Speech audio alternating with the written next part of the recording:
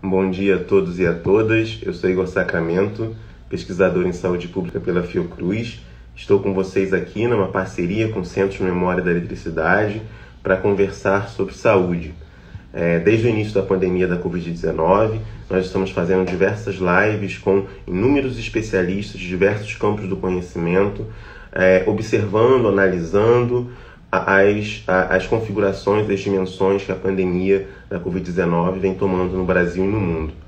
Hoje nós vamos conversar com o professor e pesquisador Jean Segata, que é antropólogo, com a formação na graduação em psicologia e o mestrado e doutorado em antropologia pela Universidade Federal de Santa Catarina.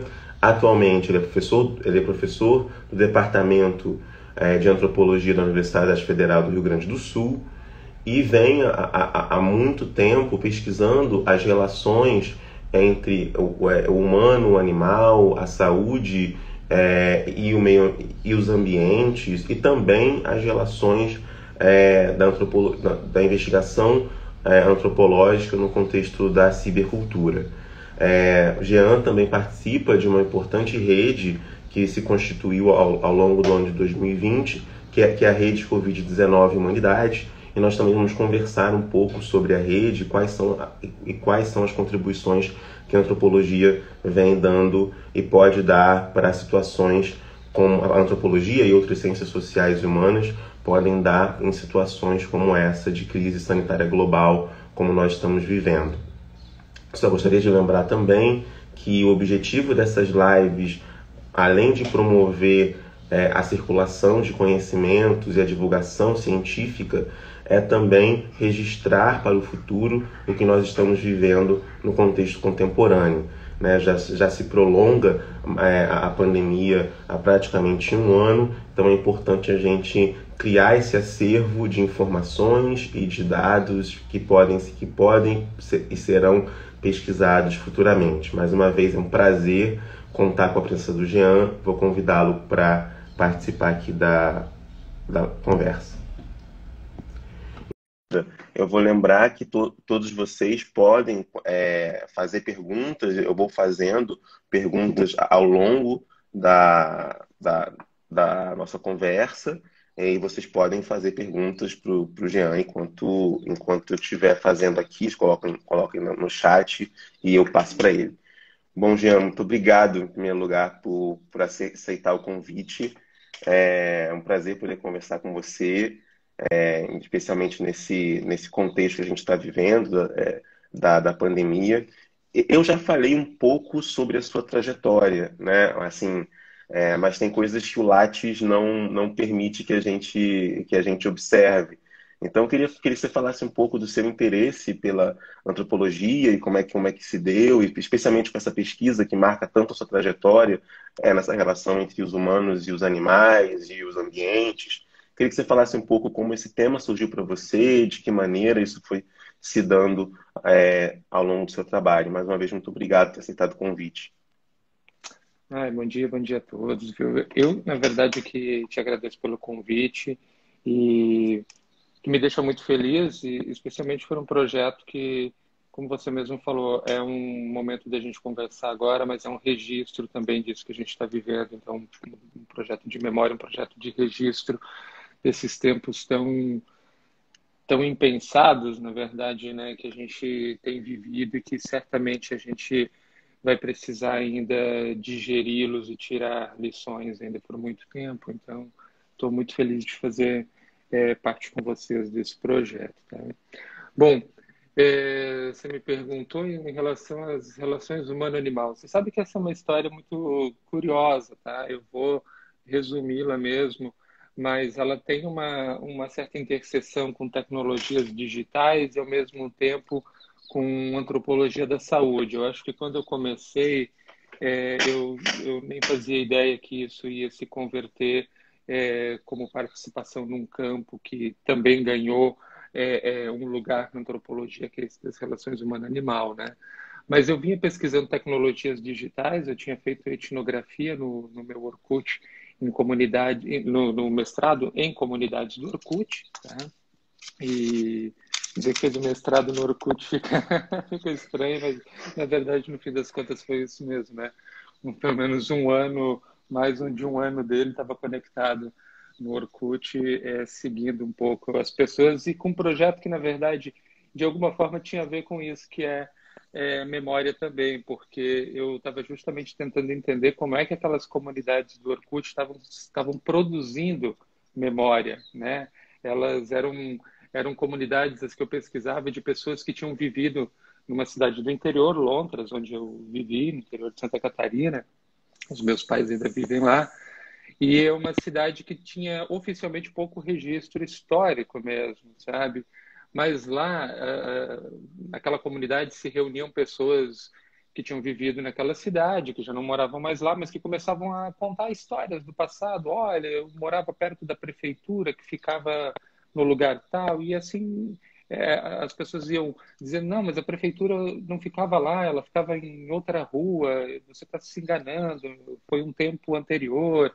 E as pessoas iam costurando, digamos assim, essas memórias da cidade.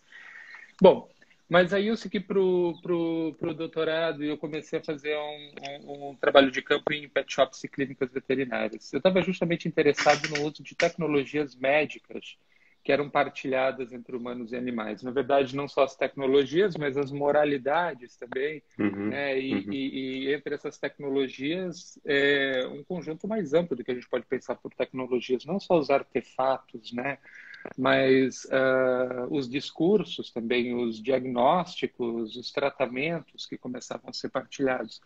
Isso começou por acaso. Eu tinha entrado no doutorado com um projeto de continuidade, de pesquisa em redes sociais, mas eu fui morar num prédio onde a parte comercial dele eram várias pet shops, assim, com várias especialidades, nefrologia, cardiologia, ortopedia e assim por diante. E eu comecei a encontrar vários amigos com seus companheiros cães, gatos, né? E que estavam fazendo tratamentos, alguns com tratamentos, por exemplo, para depressão canina, outros para cães com ansiedade, assim por diante. E eu comecei a me perguntar então como é que estava emergindo essa coisa dessa partilha desses diagnósticos, né? De uma precisão, inclusive, de diagnósticos com exames laboratoriais indicando quantidade de colesterol ou quantidade de glicemia, etc., que eram práticas da biomedicina muito voltada para humanos e que começavam a ganhar cada vez mais espaço na relação com os animais. E aí, obviamente, que as tecnologias digitais, de novo, elas apareceram porque ficou muito evidente para mim naquele trabalho de campo o quanto que as pessoas eram, digamos assim, Google informadas, né? Elas buscavam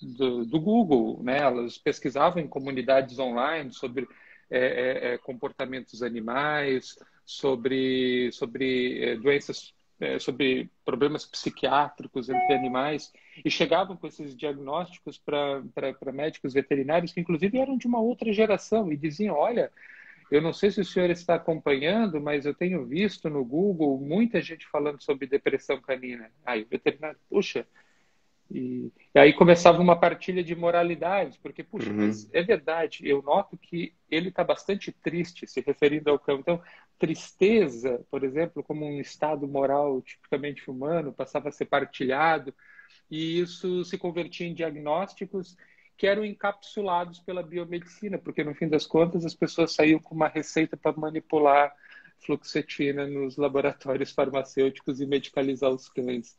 Então, era esse conjunto um pouco ainda difuso de coisas que eram saberes, sei lá, que vinham da internet, que circulavam e que ganhavam o interior, né, daqui do sul do Brasil, sobretudo lá em Santa Catarina, onde fiz o trabalho de campo, mas que se convertiam também numa extensão dessa medicina baseada em químicos, né, e da biomedicina, só que para animais. Então foi por aí, na verdade, que eu comecei o trabalho nas relações com animais, tá? E depois, bom, depois eu passei a seguir mosquitos, tá? Uhum, Que uhum, foi o trabalho que eu comecei a desenvolver quando eu era professor da Federal do Rio Grande do Norte, e no departamento de antropologia lá, eu tinha um projeto que era seguir animais pela cidade, só eu não sabia exatamente que animais que eu ia seguir. Eu não conhecia direito a cidade, eu não sabia direito que animais que eu poderia encontrar, mas o projeto era uma coisa mais ou menos aberta, assim, era como os animais fazem na cidade. Eu fiz um Facebook especialmente para isso na época e saí pela rua caminhar, sabe? E vendo onde tinham animais abandonados. Aí eu fazia fotografias e marcava essas fotografias, geolocalizava elas para depois criar um mapa, né, de onde tinham animais abandonados na cidade de Natal. Mas foi a época também do surto de Zika, né, 2014. E aí eu comecei a encontrar, na verdade, agentes de endemias procurando mosquitos. Bom, já que eu não tinha nenhum animal mesmo preferencial, eu vou procurar mosquitos com eles. E foi aí que eu comecei a trabalhar com, né, uma coisa que casou muito bem com o que eu vinha fazendo, na verdade, foi começar a trabalhar com políticas públicas que empregavam justamente tecnologias digitais para geolocalizar áreas consideradas como de risco, né, ou geolocalizar essas áreas aonde tem criadouros de mosquitos e assim por diante. Então, né, na verdade, a política pública estava fazendo oficialmente e de uma maneira bem construída aquilo que eu estava fazendo lá com as redes sociais. Estava mapeando um certo tipo de animal, mas nesse caso mapeando os insetos, mapeando os mosquitos, geolocalizando e produzindo mapas, né, de criadouros do município de Natal. E essa era a política pública que eu comecei, com a qual eu comecei a entrar nesse universo das epidemias, né? Depois disso eu me mudei para Porto Alegre e continuei num trabalho muito parecido aqui, só que aqui não só se mapeia os criadouros, como se faz, né, o mapeamento de DNA para saber que vírus que estão circulando. Então, são geolocalizados também vírus. Você tem chikungunya, dengue, zika, febre amarela. Depois eu fui para a Argentina, num trabalho que estava começando a ser implantado em Buenos Aires, mais ou menos nessa mesma ótica de geolocalizar, né, e usar o Google Maps como uma ferramenta para expor, né, o que eram consideradas áreas de risco e assim por diante. E foi nessa que eu, então, comecei a unir essas relações com animais, as epidemias, as contaminações, mas também essas políticas de segurança baseadas em tecnologias digitais, né? É muito interessante a trajetória e também o sentido que você que agora é possível ver que, infelizmente, eu não li sua dissertação e nem a sua tese, embora tenha visto os artigos, alguns artigos. Eu acho que Lontras no Orkut, se eu não me engano, Sim.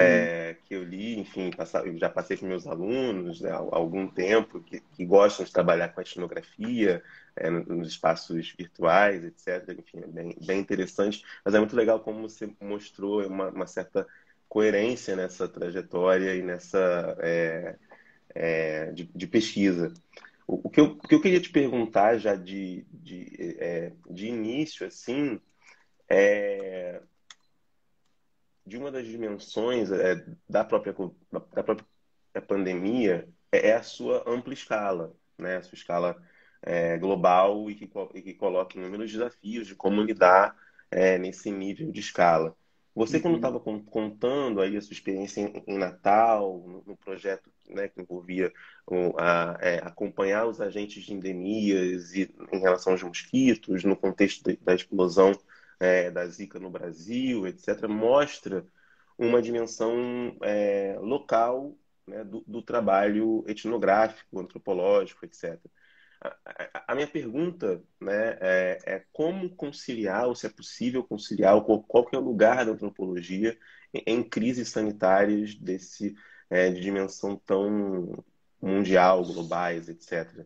Né, queria que você falasse um pouco disso, assim, né, de quais são essas escalas, né, são escalas diferentes, uma dimensão global e a dimensão local, e de que maneira que a antropologia pode ajudar nesse jogo de escalas.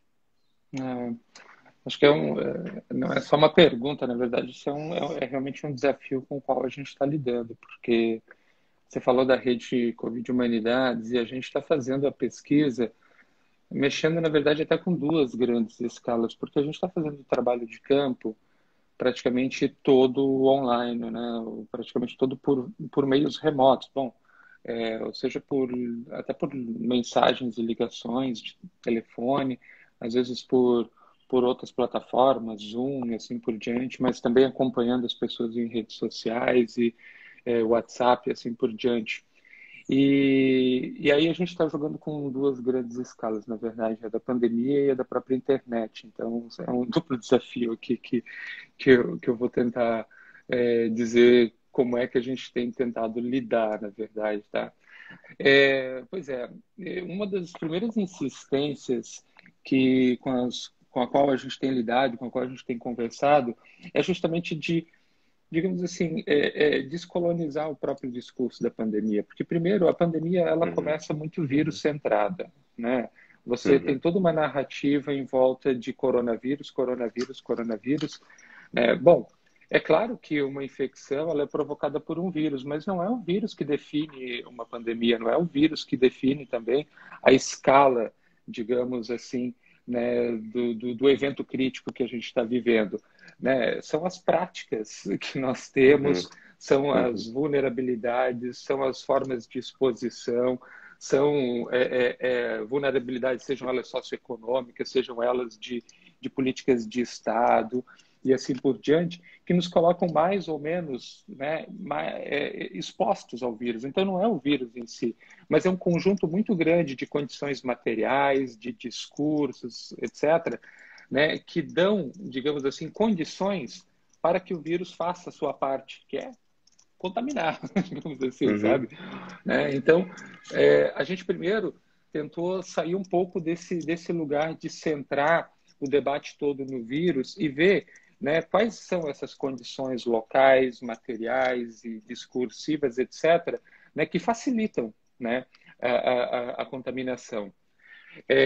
O segundo ponto em relação a isso que eu falei, assim, de descolonizar a pandemia, é tentar realmente entender que pandemia também bom, é um termo da epidemiologia que uhum, descreve uma certa escala do fenômeno, e nesse caso já tomou, obviamente, em 3 meses, já era uma escala global.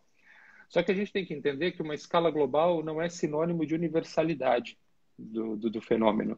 E essa diferença a gente tentou pautar muito. Ou seja, a pandemia, na verdade, é uma escala universal para um conjunto de surtos, né? Cada um desses surtos com intensidades diferentes, com qualidades diferentes. Na verdade, pandemia assim, é um abstrato que serve para descrever que muitos surtos estão acontecendo ao mesmo tempo, com muitas intensidades, né, variedades, qualidades, facilidades ou dificuldades e assim por diante. E que o trabalho da antropologia não é dar conta desse abstrato total, mas é dar conta de entender esses surtos locais, como é que eles ganham condições de continuar existindo, como é que localmente as pessoas dão sentidos para risco, né, para cuidado de si, para cuidado coletivo, como é que essas pessoas estão calibrando, digamos assim, né, a sua vida no meio dessa situação generalizada de virtualmente estar contaminado.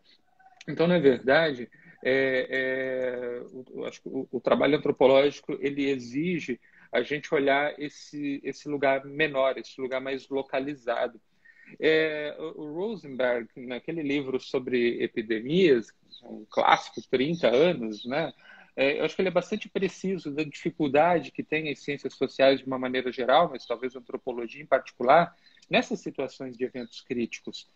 Porque, veja, como eu falei, né, a narrativa centrada no coronavírus, as políticas internacionais de controle uhum, do vírus, né, e a velocidade, a escala com qual o fenômeno vai tomando conta, né, digamos assim, de todos os territórios, né, no mundo, faz com que a gente reaja, digamos assim, muito rapidamente ao fenômeno, como é que eu vou dizer assim, trazendo de cima para baixo esses discursos centrados no vírus, esses discursos internacionais, as métricas internacionais. Eu me lembro de como que a gente imediatamente começou a classificar certos grupos como sendo de risco, certos grupos como sendo menos vulneráveis, ou seja, suplantando de um contexto para outro, né, escalas que eram propriamente locais. Mas, bom, já que está acontecendo no mundo inteiro, então acaba fazendo essa escorregada entre a escala de algo que acontece em todo lugar e a ideia de que acontece em todo lugar da mesma forma. E não acontece em todo lugar da mesma forma.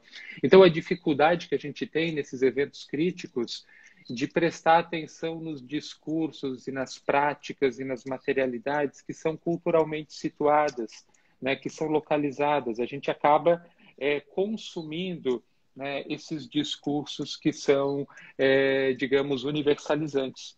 Então, a gente tem hoje um desafio, por exemplo, em termos antropológicos, que é descolonizar, por exemplo, né, todo a narrativa centrada no vírus, a narrativa biomédica e das soluções biomédicas para ela, né? Sendo que, como eu dizia antes, é óbvio que o vírus é um protagonista, porque afinal de Uhum. contas ele que pode provocar a infecção, mas assim a gente precisa olhar quais são as condições sociais, né? Ou seja, num país como o nosso, onde a gente tem uma economia que não dá conta de si, que as pessoas têm que se expor a situações de trabalho, têm que se expor a um ônibus lotado, né, para ir para o seu trabalho, porque uma grande parte da população foi convertida em serviço essencial, sabe? Esse tipo de coisa não está no vírus em si. Ou seja, não, a gente precisa olhar, digamos, quais são essas outras. Bom, a gente poderia chamar de agravantes, a gente poderia chamar de vários termos para isso, né? Mas é esse universo de coisas que está para além do vírus que faz com que uma pandemia ganhe, né, realidade. Não, já é muito interessante isso. Eu estava, enquanto você falava, anotei várias perguntas para te fazer.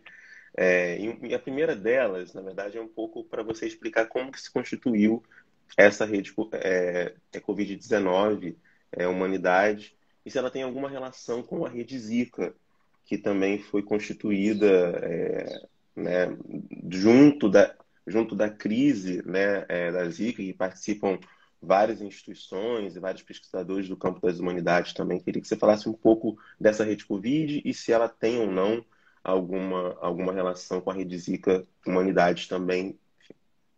Não, com toda certeza. No comecinho do mês de abril, final do mês de março, começo do mês de abril, eu fui contactado pelo pessoal do MCTI, mas também por intermédio justamente do Gustavo Mata, que Uhum, é quem uhum, coordena a Rede Zika, né? É, é, não só ele, mas também o pessoal do Instituto Brasil Plural, da UFSC, né, um dos INCTs do Ministério da Ciência e Tecnologia, que já tem mais de 10 anos de trabalho, sobretudo com saúde entre populações indígenas. Fiocruz, de uma maneira geral, não só o Gustavo, pela Escola Nacional e pela Rede Zika, mas também a Denise Nassif, pela René Rachud, de Belo uhum, Horizonte, uhum, pessoal de Pernambuco também, Camila, pessoal da Bahia, pessoal das outras unidades do Rio de Janeiro mesmo, Sérgio Rego, e assim por diante, um conjunto de pesquisadores da Fiocruz.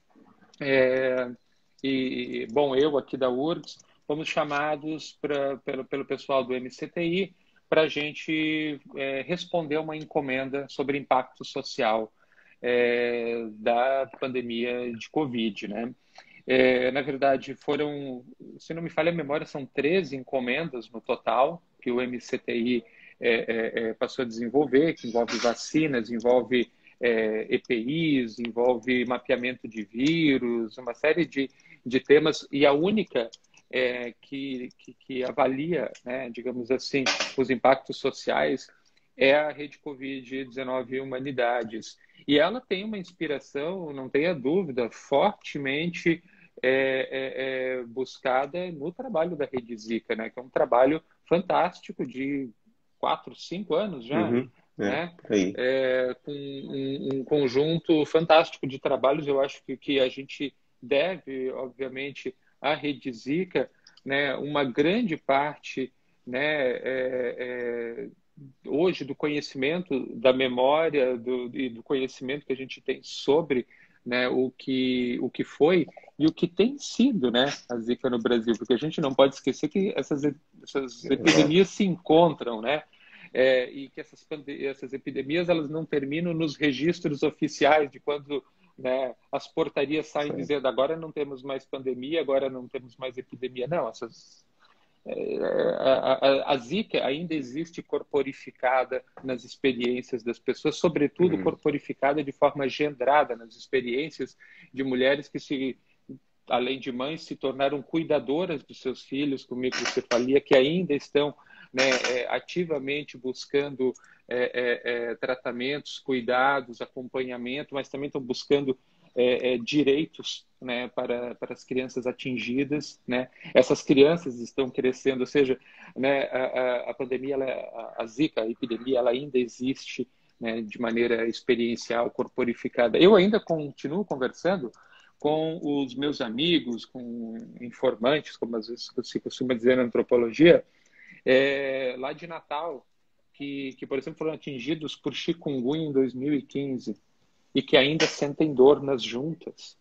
Já são Uhum. 5 Uhum. anos. Ou São 5 seja, anos. nem chegou a se decretar oficialmente uma epidemia de chikungunya no Brasil, mas ela Uhum. existe nos corpos dessas pessoas, sabe? E é isso que muitas vezes não é capturado, digamos assim, por outros mecanismos, né? Senão muitas vezes por essas iniciativas que intersectam a epidemiologia, mas também os estudos sociais, né, e antropológicos, né? E é nesse sentido que a Rede Zika, obviamente, foi uma inspiração e tem sido uma inspiração, e obviamente contando com o trabalho de vários pesquisadores da Rede Zika, da própria Rede Covid Humanidades, né? A Denise, o Gustavo, né? Ontem mesmo tive reunião com o Gustavo, a gente falando de próximos passos, né?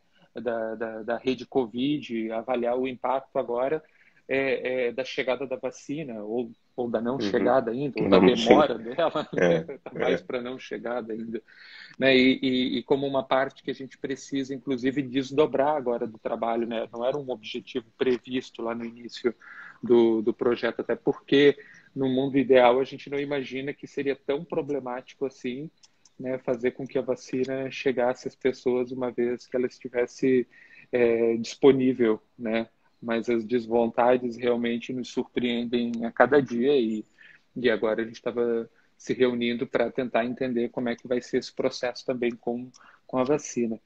E o modelo de fazer essa pesquisa em rede também tem nos ajudado muito, tem nos ajudado inclusive para essa escala que a gente falava antes, que você me perguntava antes, sabe? Uhum. Porque, por exemplo, a Rede Covid Humanidades, por meio dessas parcerias com várias unidades da Fiocruz, mas também com a Unicamp, com a UNB, com a UFSC, Brasil Plural, com a UFRN, com a Unidade, que é a Universidade do Interior de Santa Catarina, e assim por diante, a gente tem presença em 12 estados, em capitais, mas também em interiores, e aí a gente consegue ver as muitas pandemias que coexistem, na verdade, sabe?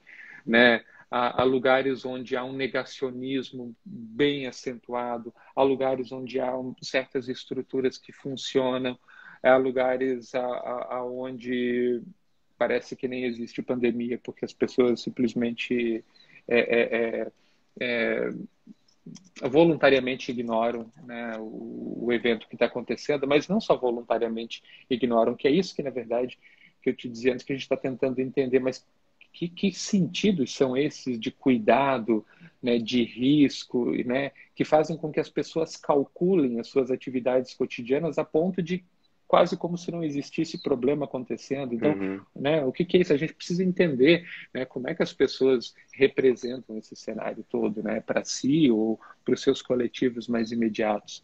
E isso, né, trabalhar numa escala dessa tem sido possível justamente, né, porque a gente também traz esse modelo muito próximo da Rede Zika para poder atuar com uma grande equipe. Nós somos mais de 90, somos 96 pesquisadores, né?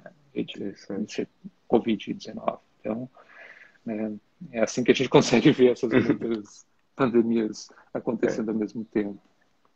Não, muito interessante essa dimensão do próprio trabalho em rede e o quanto ele permite uma diversidade de resultados, de olhares, né, sobre essas muitas pandemias, como você colocou, essas múltiplas relações, em relações que são inclusive de moralidades, né? Você falou no início um pouco sobre isso e agora que você volta a essa questão das moralidades como uma forma de mediação fundamental no modo como grupos se organizam em relação à sua percepção de risco, sua percepção em relação à gravidade da pandemia, o negacionismo, etc. A mim me parece que a dimensão moral, e particularmente das moralidades, tem sido fundamental no agenciamento, na mediação desses comportamentos. Uma das coisas que me chama a atenção nesse regime de moralidade tem a ver com as nomeações, né? Como aglomerações, por exemplo, que é um termo que, embora a gente saiba o que a gente nunca usou tanto quanto no ano de 2020, talvez seja a palavra mais dita em 2020, mas também que aglomeração? É aglomeração quando tem festas, mas não é aglomeração nos metrôs, ônibus, BLTs lotados, etc. Quando é aglomeração e quando a festa também é clandestina, né? Que são expressões que vêm sendo usadas eu queria, aí é uma curiosidade, né, saber se vocês vêm acompanhando também esse registro de moralidade, até mesmo nas posturas de algumas, eu não diria de políticas públicas, porque a gente não teve, no contexto da Covid-19, uma política pública, sobretudo federal, efetiva em relação a normas de condutas, etc. Tal, mas eu diria condutas, especialmente dos setores privados, né? A gente, nesse contexto, as recomendações foram fundamentalmente dadas e marcadas pela mídia, né? Pela mídia privada, etc. Não, o Estado não ocupou esse lugar das campanhas, como a gente observou na pandemia de influenza H1N1, como a gente Sim. observou, né, em outras epidemias e pandemias, o lugar do Estado na promoção de campanhas e de formas de cuidado, controle da população, etc. Queria que você falasse um pouco disso, tanto dessas nomeações e desse esvaziamento do próprio Estado ou uma negação, uma retração do próprio Estado em relação a isso, dando um espaço para grupos privados ou de interesses particulares, etc., ocuparem esse espaço no governo das moralidades e das condutas corporais. Queria que você falasse, não sei se a pesquisa já permite observar esse tipo de questão, ou se eu estou falando, enfim, é uma Não, divagação. não. É, claro, a gente ainda está num processo realmente difícil de avaliar essas questões mas sobretudo a gente tem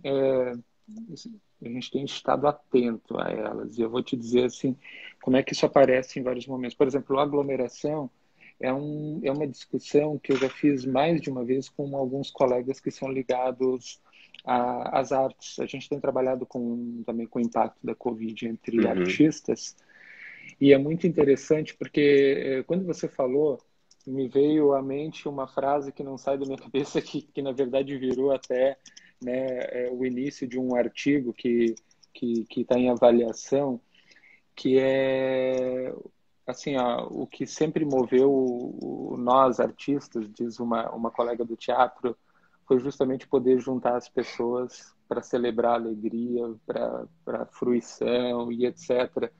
E o que sempre nos moveu hoje é uma conduta é, que se tornou demonizada, né, com a categoria aglomeração. Uhum. Então, Uhum. isso me chamou a atenção já, e essa fala dela foi lá do mês de junho ainda, faz bastante tempo, né? Mas me impactou bastante, né? De como é que a gente cria realmente essas moralidades para certas práticas a partir de discursos que muitas vezes encapsulam, digamos assim, né? Certas condutas numa moralidade que se torna hegemônica, né? e que, ao mesmo tempo, realmente, como você diz, não captura a outra, porque o BRT está cheio, porque o ônibus está cheio, né? E aí não é aglomeração. Uhum. Então, uma outra coisa que lá no artigo que a gente trabalhou, eu chego a trazer, é relembrar um pouco, por exemplo, de um antropólogo norte-americano, Marshall Salins, né, do que ele fala de cultura e razão prática, né, no texto, no livro Cultura e Razão Prática, a dificuldade que a gente tem, por exemplo, de dissociar o próprio utilitarismo como sendo um guia moral, uma cultura própria, né, do Ocidente capitalista e assim por diante. Né? A gente não demoniza o ônibus cheio porque a gente vê uma razão prática, né, uma razão Uhum. utilitária, porque Uhum. essas pessoas elas já foram convertidas em serviço essencial e assim por diante, né? Mas ao mesmo tempo, né, as práticas, digamos assim, lá no texto, Salins fala aquelas que são tidas exóticas, como comer cachorro ou sei lá o quê, né, que chamaria a atenção, essas, né, o aspecto não utilitário salta aos olhos e a gente se sente à vontade para fazer as condenações ou quaisquer outras análises, né, simbólicas sobre o que está acontecendo. Então, realmente, esse é um desafio bastante complexo, sabe? A gente abrir essas caixas e pensar muito situacionalmente. Porque, por exemplo, os artistas realmente têm. Se a gente volta para a trajetória do que é a arte no Brasil, a gente tem vários problemas, né?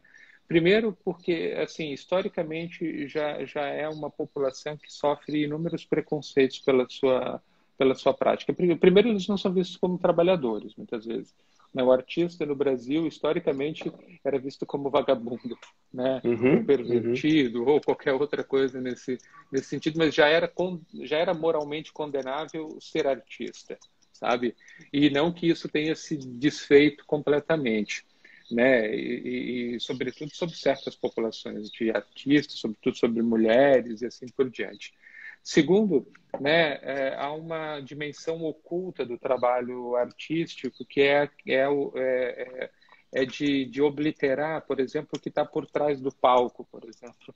Né? Para uma companhia de teatro funcionar, bom, às vezes você tem um monólogo ali na frente, então você está vendo uma pessoa ali, mas você está se esquecendo que tem dezenas, né, fazendo com que aquilo tudo aconteça. Tem todo uma ampla rede que faz funcionar o trabalho das artes, que foi diretamente impactada com a pandemia, e que, veja, né, nas classificações do que importa e do que não importa, os artistas foram os primeiros a serem condenados. Não, Uhum. fecha Uhum. tudo o que tem a ver com artes, porque isso aí não é útil, não é importante, ou qualquer coisa assim. E ainda hoje, obviamente, tem sido um setor que ainda tem muita dificuldade para se restabelecer, mesmo com adaptações ou da forma que é possível, tem tido muita dificuldade. Não se mediu esforços, por exemplo, eu vejo aqui em Porto Alegre, até com apoio da própria mídia, obviamente, não se mediu esforços para voltar ao Grenal, para voltar ao futebol, da maneira que fosse, né? Mesmo tá, os estádios não tem torcida, mas a gente sabe que as torcidas se encontram nos arredores dos estádios, né? Que o que foi chamado de aglomeração continua acontecendo. Então, por exemplo, certas práticas elas voltaram, mesmo que elas saiam daquela portaria nacional do que são os serviços essenciais, né? Elas voltaram. Terceiro, tem uma outra coisa em relação a artes que vai para além da pandemia, né? Mas que a arte realmente é tratada, por exemplo, como fruição, como, como contemplação, etc. E ela não é vista como produção de conhecimento. Sabe, eu acho que isso Uhum. é um Uhum. amálgama que vem da filosofia, que divide talvez a estética e divide a epistemologia ou a analítica por um lado, né? E entende que conhecimento está aqui na epistemologia e que aqui na estética é fruição. E Uhum. não, a arte é uma forma, como a escrita, como a ciência, como qualquer outra, é uma forma de representação e como representação é uma forma de produção de conhecimento Uhum. também. Então, assim, a gente deixa mais uma vez, né, de valorizar o potencial da arte como formadora, como produtora de conhecimento e também, inclusive, se a gente for levar para um outro caminho que diz respeito à pandemia, a gente deixou de aproveitar a arte como terapêutica, inclusive. Porque assim, ó, a gente poderia ter tido um isolamento, poderia ter tido essa situação de ansiedade, de angústia, de incerteza, pelo menos mitigada e minimizada se a gente valorizasse o trabalho artístico, se a gente, por exemplo, ao invés de circular fake news ou qualquer outra coisa, a gente criasse canais para que se circulasse práticas artísticas, teatro, música e assim por diante. Se a gente tivesse, por exemplo, um governo que, ao invés de dizer que os Exatamente. livros têm muita coisa escrita, que ele Exatamente. difundisse, né, a cultura da leitura, a cultura artística, que isso certamente aliviaria também muito mais a vida da gente, né, do que ficar procurando fake news em redes sociais e criando ansiedades assim por diante. Então, nesse quesito, eu acho que aglomeração, em particular, é um termo moralmente é, complicado, porque ele sempre faz aparecer como conteúdo para aglomeração as práticas das artes, mas não está vendo, por exemplo, sei lá, o shopping aglomerado. Ah, mas a gente mediu a Uhum, temperatura uhum. na entrada. Tudo bem. Sim, outro dia eu até brinquei, eu fui no supermercado e para entrar eu passei pela entrada do shopping, o supermercado que fica dentro do shopping, passei pela entrada, mediram a minha temperatura, estava com 33 graus. O cara olhou para mim, não, tá 33, pode ir. Eu disse, tem certeza? Ele disse, claro. Eu disse, mas 33? Você está me vendo mesmo? Será que eu estou vivo? Daí ele deu uma risada, não pode ter febre. Sabe? Se Então, vocês- Com 23, 33 tá tudo bem. 30, mas como que alguém está com 33 graus, sabe? Não pode. Então, não, vai lá, tá tudo certo. Mas também, né, não se dão por conta do quanto que isso é teatralmente, Sim, né, sim. uma coisa sem sentido, né? Qualquer um que toma um antitérmico, mesmo com febre, mesmo potencialmente doente, entra, porque vai baixar a temperatura, sabe? Então não é uma medida que vai fazer qualquer coisa. Eu já até brinquei no Twitter, eu disse assim, olha, alguém aqui me diz se conhece alguém que ficou barrado numa porta de shopping, porque até hoje eu não vi. Então, né, mas isso não é lido como aglomeração. Né? O ônibus cheio, como você falou, não é visto como aglomeração. Quando fala aglomeração, pensa nos trabalhos ligados à arte, por exemplo. Então, é Uhum. óbvio que tem uma certa categoria que passa a ser estigmatizada com certos termos moralmente pesados, né? Outra coisa que, em relação a isso, né, da gente pensar de novo a complexidade que é uma pandemia. A gente tem trabalhado, me chamou muito, né, o fato dos colegas que estão trabalhando na equipe com entregadores Uhum. de Uhum. alimentos com bicicleta e moto, mas sobretudo os entregadores que fazem entregas por meio de bicicletas. No começo eles estavam todos assustados, os colegas, porque eles diziam, olha, eu não sei o que está acontecendo, o pessoal, acho que eles não estão dando bola para a pandemia. Mas como que não estão dando bola para a pandemia? Eu pergunto se eles estão se cuidando e a primeira coisa que eles me dizem é claro que sim. Né? Eu comprei capacete, eu boto cotoveleira, eu boto não sei o quê, eu respeito as leis de trânsito. Não, mas e o coronavírus? Coronavírus. Você já andou de bicicleta aqui em Porto Alegre? A gente lida com a morte todo dia. Então começou a aparecer como é que outros cálculos de risco que a gente estava vendo de uma outra forma. Uhum. Estava vendo, pô, essas pessoas estão andando na rua fazendo entregas de casa em casa e manipulando sacolas com alimentos, então elas são potencialmente contaminadas ou potencialmente expostas à contaminação. E elas, na verdade, não estão só potencialmente expostas ao coronavírus, elas estão efetivamente expostas, né, a um trânsito hostil, elas estão efetivamente expostas a uma falta de políticas sérias ainda, né, para a educação de trânsito e assim por diante. Né? A gente teve uma cultura de multas e um código de trânsito que minimamente funcionou entre o final dos anos 90 e Uhum. início dos 2000, mas que a gente sabe que efetivamente não mudou a conduta de muitos motoristas e assim por diante, né? A mesma coisa quando a gente começou a trabalhar com os motoristas de Uber, né? Os relatos que os colegas trazem são fantásticos, assim, desde aquele, desde aqueles relatos negacionistas, a gente está aí tem que trabalhar mesmo, Uhum. e, né, isso aí é só uma gripezinha, entre os relatos que mostram assim o quanto que a ilusão do MEI, né, da microempresa individual e de eu não sou mais desempregado, a ilusão de eu ser um empreendedor porque eu tenho um MEI, né, Exatamente. ela é complicadíssima porque as pessoas nos dizem, olha, eu fico 12, eu fico 15 horas no trânsito, ou na bicicleta também, tá? Uhum. Para poder ganhar o mínimo para conseguir pagar o MEI e me sustentar, ou seja, um trabalho que é feito no limite, sem descanso, sem alimentação adequada, né? E muitas vezes exposto, obviamente, às contaminações. Você tem aqueles motoristas que dizem, olha, eu faço uma corrida e volto para casa, eu só faço na área da minha casa, e volto para casa, troco a minha roupa e aí eu faço uma nova corrida porque eu tenho medo de me contaminar e contaminar o próximo passageiro. Mas você também tem aquele que, essa é uma outra expressão que saiu num artigo de um colega que também está em avaliação, né? Ah, o hospital é a nossa nova baladinha, sabe? Em referência a motoristas que agora passaram a posicionar os seus veículos nas imediações dos hospitais, porque há um fluxo grande de Dito, pessoas né? nos Uhum. hospitais. E é a nossa nova baladinha, diz o motorista, sabe? Então você tem, né, é muito complexo, porque você tem uma mistura de sentidos distintos, né, de risco, de contaminação, de exposição, de cuidado, mas você também tem uma mistura de uma polarização política, né? Eu comecei a ouvir cada vez mais com frequência, desde agosto foi a primeira vez que eu ouvi, mas de lá para cá cada vez mais com frequência, a expressão que é escrita toda junta, os fica em casistas, Uhum. Uhum. sabe, como uma categoria acusatória que mistura a política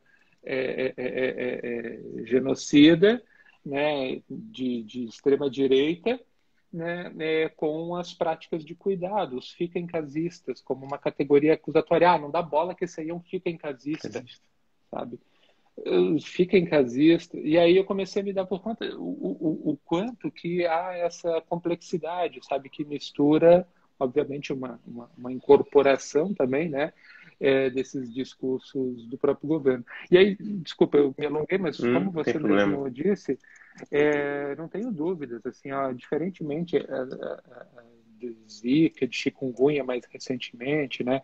Mas do que foi que tem sido HIV/AIDS, do que tem sido outras ISTs e assim por diante, eu não vejo, por exemplo, minimamente um material informativo do governo federal para Uhum. práticas de cuidado. Uhum. Você não tem. O que tem hoje reproduzido aí como cartaz de use máscara e não sei o quê, começou a ser difundido realmente pela mídia, Uhum. né? Então, assim, esses anúncios pequenos apareciam nesses conglomerados aí, nesses consórcios de mídia e começaram a ser reproduzidos por iniciativas municipais, por iniciativas privadas e assim por diante. De fato, o canal oficial de informação acabou sendo muito ambiguamente, o que é muito perigoso, a gente precisa Sim, avaliar sim, isso, acabou sim. sendo a mídia, a grande mídia privada, etc. E eu digo que é muito perigoso porque naquele conjunto de questões que tu tinhas me mandado, que vocês tinham me mandado no e-mail, uma das coisas que me chamava a atenção na pergunta era como que a saúde foi se tornando um problema de segurança internacional. Uhum. E é Uhum. isso que eu vejo acontecendo realmente aqui, essa encapsulação, né, do que é uma política de cuidado, do que é uma política de saúde, sendo convertida num problema de segurança. Isso, Tá? isso. E isso responde por uma vontade que, tenha certeza, o que está na mira é o SUS. Porque internacionalmente, ou pegar o que é o modelo internacional para esse tipo de política de converter saúde em segurança, são os Estados Unidos, né? Onde não tem um sistema de saúde única e de saúde pública, aonde você tem o quê? Uma mega indústria, como é que é? Atuarial, né? Ou seja, uma mega indústria de venda de seguros, que inclui seguros de saúde. né? Você compra seguro de saúde, você compra seguro para vida, seguro patrimonial e etc. É tudo a mesma coisa. Ou seja, é uma vontade, eu acho que cada vez maior, de desestabilizar as estruturas de Estado, as estruturas de políticas públicas para a saúde, para converter tudo isso em um problema de segurança. Por fim, o problema que está ligado a essa questão de converter saúde em segurança é um problema histórico, né? Na verdade, se você pega as campanhas de erradicação de doenças, sobretudo as vetoriais, você tem campanhas que são altamente militarizadas, são campanhas que começam justamente com a invasão dos Estados Unidos a Cuba, na independência de Cuba, depois a constituição do Canal de Panamá, e aí por diante sempre foram atitudes militares. A gente tem uma gramática militar que se confunde com a gramática epidemiológica, porque a gente fala em combate, a gente fala em campanha, a gente fala em avaliar territórios, em monitorar, em lutar contra o vírus é inimigo, né? É uma luta, combater, blá, blá, blá. É toda uma gramática de guerra mesmo, sabe? Que é remodelada agora nesses modelos de segurança que são talvez mais sutis, né? Mas que não deixam de ser modelos que erguem fronteiras, né? Fronteiras entre humanos e outras espécies, fronteiras entre diferentes culturas, fronteiras entre estados-nação. Então, você começa, né? Desde o começo da pandemia, a gente teve uma mescla, né, entre estados que são já estigmatizados. Então, não queremos chineses entrando, não queremos venezuelanos. Qual era o problema com a Venezuela para fechar a fronteira com a Venezuela? Sabe? Quando o maior contingente de contaminados no início da pandemia era os Estados Unidos e os voos estavam liberados. Né? Na Venezuela tem que fechar a fronteira. Ou seja, a gente vê realmente uma mistura, né, de conversão, de xenofobia, né, de um imaginário terrorista, né, etc., misturado com a contaminação com patógenos, sabe? Então, as políticas de biossegurança, elas acabam se convertendo realmente em duas grandes coisas. Uma, em políticas que favorecem o capitalismo em muitas vertentes, porque favorece a venda de seguros, mas também favorece, por exemplo, um super lobby do agronegócio. Pô, assim, a China consome 60% do gado bovino produzido no Brasil. A China consome quase 60% dos porcos criados em confinamento no Brasil. A China consome quase 60% dos frangos produzidos no Brasil. Mas a culpa pela pandemia é a sopa de morcego. Exato. Que é uma prática cultural fora dos circuitos capitalistas globais, né? Fora dos protocolos internacionais da biossegurança. Então, o que é a própria OMS, né, quando se pronunciou, por exemplo, sobre as asinhas de frango contaminadas que foram para a China, não, diz a OMS, a carne é segura para ser consumida, não se preocupem. Mas não pautou, por exemplo, toda a degradação que o agronegócio que faz aquela asinha virar uma mercadoria produz. Não pautou, por exemplo, o contingente enorme de trabalhadores nos frigoríficos que tem se contaminado e que são quase sempre imigrantes e que são mão de obra indígena e assim por diante.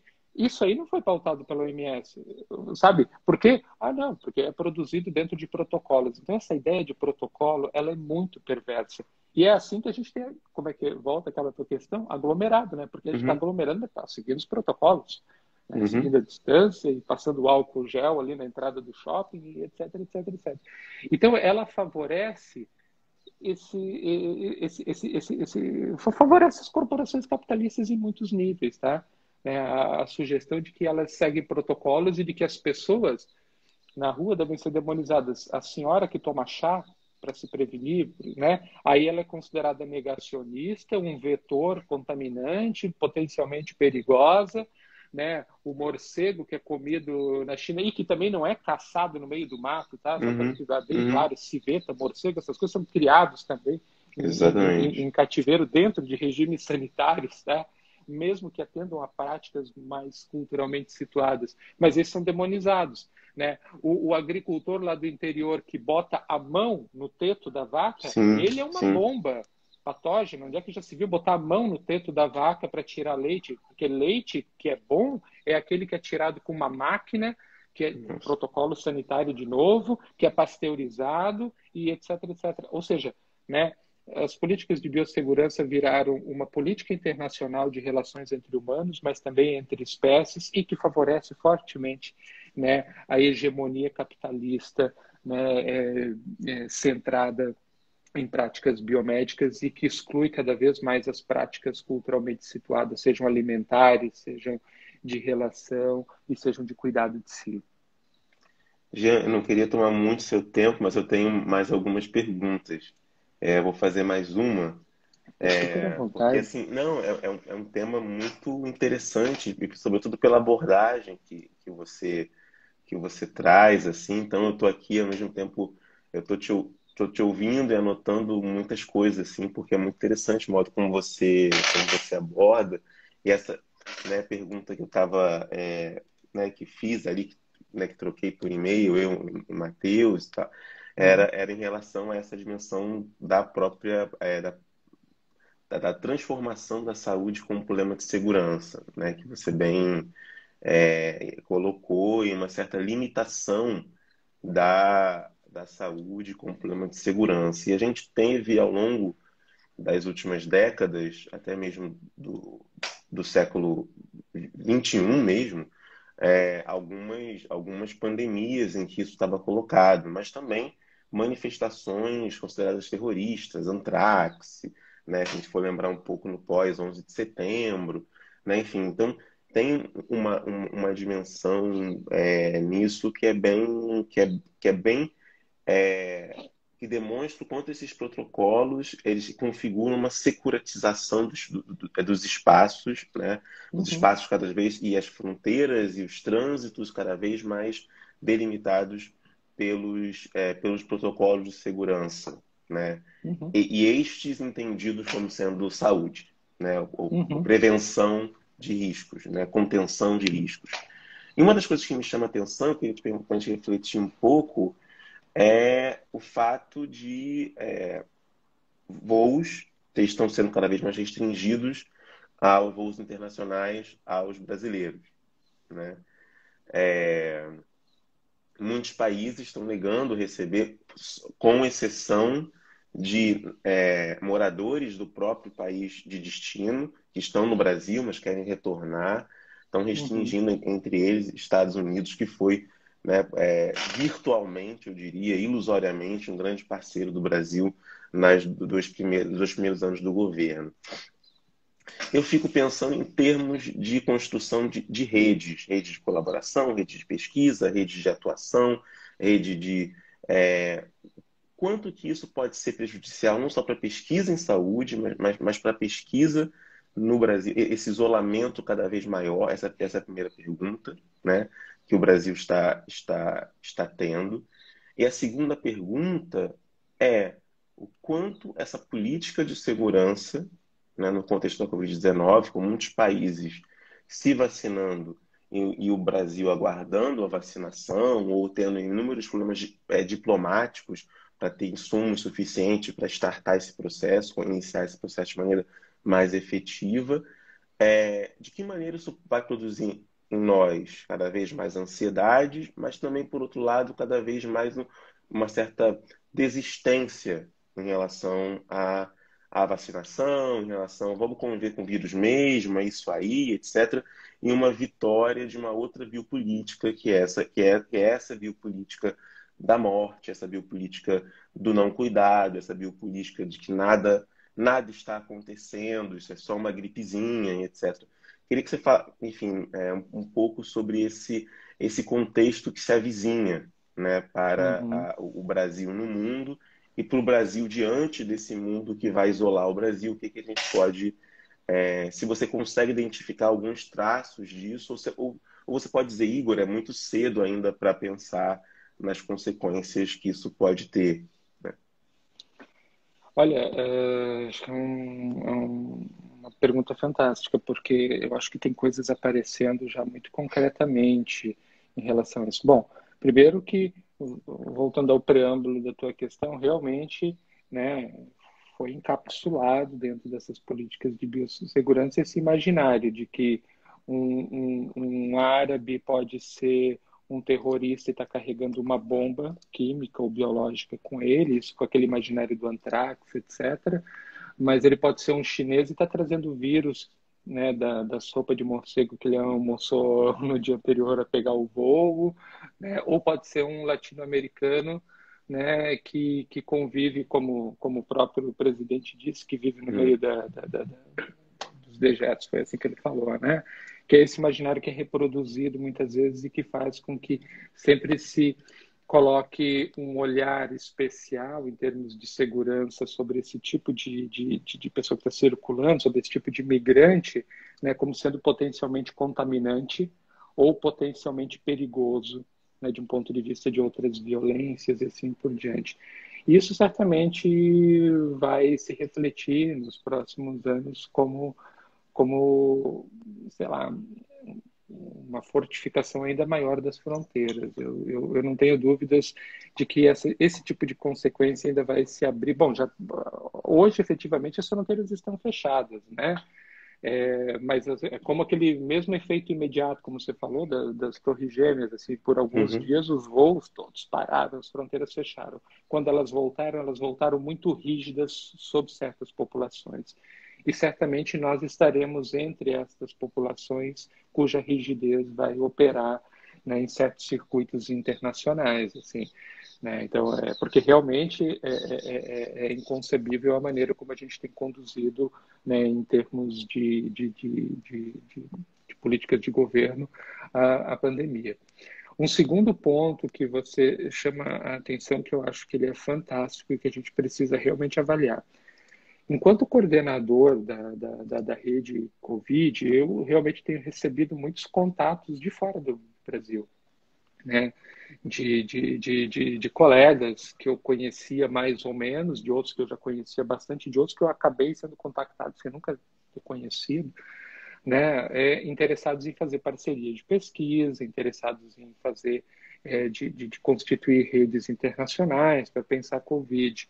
Metade desses convites eu não tenho muita vontade de responder, a outra metade que é respondido é altamente desestimulante no início, justamente porque fica muito, mas muito evidente, né, que não é bem uma parceria de pesquisa, é Uhum. uma espécie de conversão de nós como um laboratório de pesquisa, assim como a Rockefeller já fez com a gente, assim como o Instituto Pasteur fez com a gente, assim como essas missões desses países do norte já fizeram com os trópicos antes, né?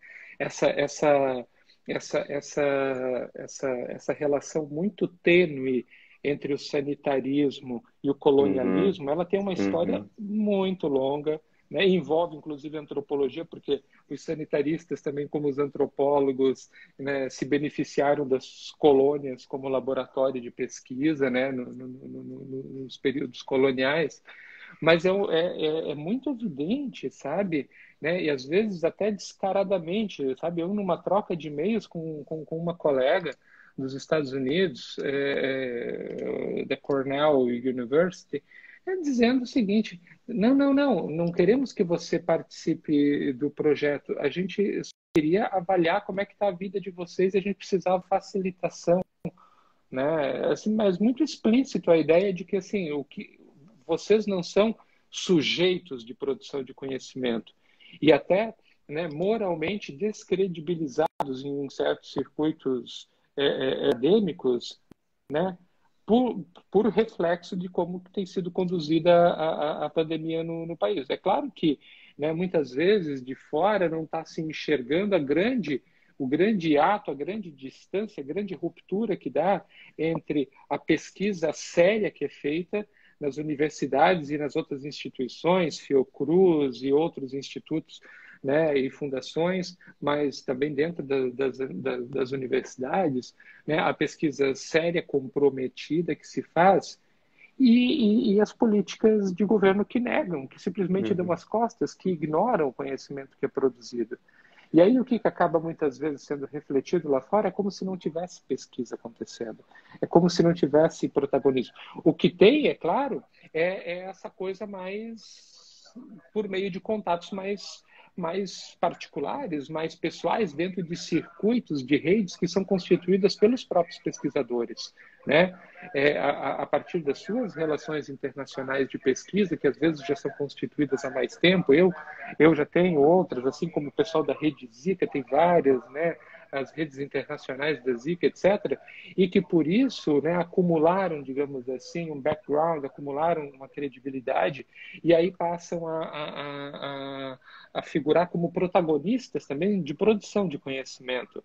Mas, assim, é preciso já começar a separar, porque, como eu falei, assim, uma boa parte dos convites vem, né, para participar de discussões, de reuniões, de workshops, etc., como olha, esse aqui, nós temos aqui um exemplar do que não deu certo entre nós aqui, né? Vem cá com a palavra o brasileiro, sabe? Uhum, E que, uhum, eu senti isso muito recentemente em participações internacionais, assim, né, de que as políticas de governo, né, que como elas acabam sendo difundidas pela mídia e etc. para fora do país, né, cria certos circuitos de, de, de, de facilitação para uma colonização de conhecimento, sabe? Para facilitação de converter o Brasil num laboratório do país que não deu certo e que verdadeiramente não deu, em termos de condição da pandemia,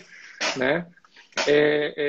E que se torna, como é que eu vou dizer assim, um laboratório para a gente ver tudo que deu errado, como o pior país em termos de condução de pandemia. E isso é muito grave, porque, né, se a gente não ficar atento em termos, né, de produção científica, né, a gente pode ser descredibilizado, apesar, uhum, né, da alta competência que tem em pesquisa instalada no país, a gente pode acabar descredibilizado e voltar para aquele lugar, né, de missões da Rockefeller, do sim, tipo, vocês vão ser sim, só um coadjuvante, né, parte do laboratório, meio nativo, meio base de experimentação.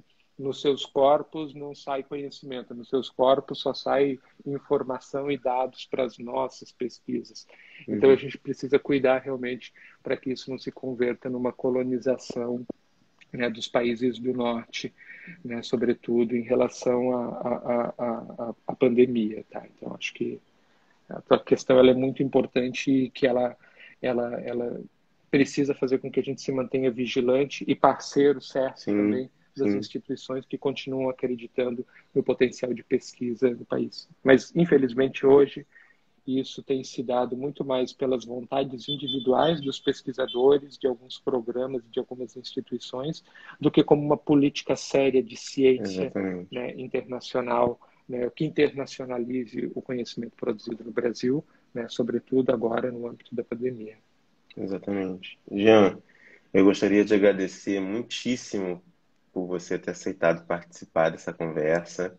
Ela vai ficar registrada aqui, tanto no canal do IGTV, para quem chegou depois, ou para quem puder ver depois, e também no canal no YouTube. Eu vou te passar os links também, se você quiser Maravilha. divulgar e mandar para a pessoa. Como Gostaria que a gente pudesse divulgar pela rede Covid, a gente com tem um espaço certeza, lá. com certeza, com certeza. Fica, Maravilha. fica à vontade. Achei muito bom e parabéns pela sua pesquisa, pela rede Covid. Acho que é muito importante também esse olhar das ciências humanas e sociais, sobretudo a antropologia, para pensar essas crises sanitárias, esse contexto. Acho que matiza o olhar, especifica questões, traz outras dimensões para isso, né? Você apontou aqui várias coisas, a questão dos trabalhadores e dessa precarização do trabalho, que transforma o que se falava em subemprego nos anos 80, etc., passa a ser visto como empreendedorismo, né? Qual o lugar da força desse discurso neoliberal do empreendedorismo também, quase numa cooptação desses corpos em relação, desses sujeitos em relação ao subemprego, o que de fato é, Claro. né? Então, são questões aí que eu fui anotando aqui, estão palpitando de uma observação que não pode ser outra senão antropológica e das ciências humanas de maneira geral. Então, muito obrigado por compartilhar com a gente sua experiência, seu conhecimento e seu tempo, e parabéns pela coordenação da Rede Covid-19. Eu vou continuar acompanhando os trabalhos quando forem sendo publicados. Muito obrigado mesmo. Eu que te agradeço pelo convite, pela iniciativa, pelo trabalho, e que eu acho que essa é mais uma dessas iniciativas que a gente precisa realmente continuar, porque desinformação realmente tem, né, o tempo todo. Agora, né, a constituição de um canal como esse para fazer um registro, né, pautado nas discussões acadêmicas, científicas e socialmente Sim, preocupadas também, né, não também de uma academia que nega, né, as diferenças, as inúmeras, as múltiplas diferenças sociais, culturais, etc. Certamente é um espaço de um valor inestimável nesse momento. Então, parabéns pela iniciativa, obrigado e espero que a gente continue, né, trocando muitas ideias ainda. também. Obrigado. Valeu mesmo. Certo. Valeu. Um Obrigadão. abraço. Um abraço. Tchau, tchau. Um abraço.